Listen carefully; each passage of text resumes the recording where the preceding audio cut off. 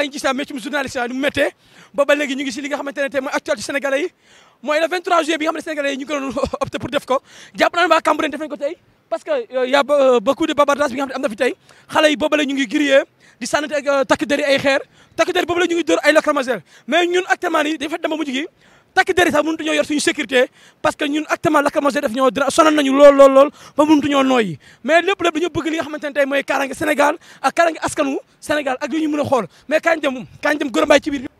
waaw Gora Mbaye ñoo gis loolu li nga xamante ne mooy takk der yi yéeg nañ ci kaw pont bi pour embuscade li nga xamante ne mooy xale yi waaw parce que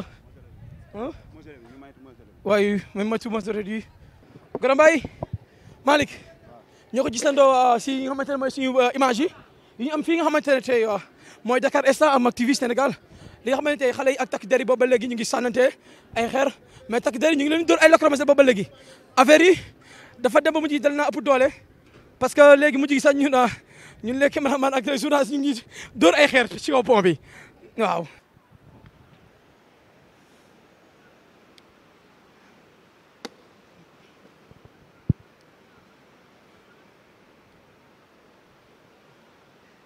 oh ilaha illallah Gora Mbaye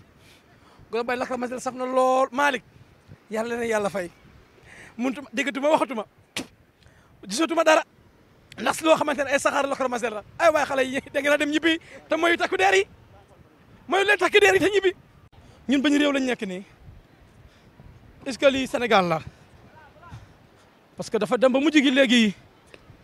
dañuy jàmmaarloog li nga xam ne mooy force de l'ordre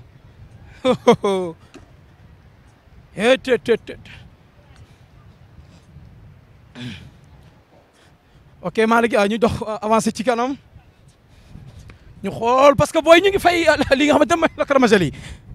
xaw ma suuf lañ koy këpp xool nu ñu fay affaire yi Gora Mbaye xoolal ma xale yi fële xoolal ma ñu koy fay xoolal ma li te ay xale yu ndaw ki ci nekk boo xoolee ñoom ñu ngi attaqué li nga xamante ne mooy les journalistes ñu ngi attaqué di ñu ah oui parce que lacrymogène yaa ngi ñëw parce que ki nekk ci kaw dina xaw na xale sànni xeer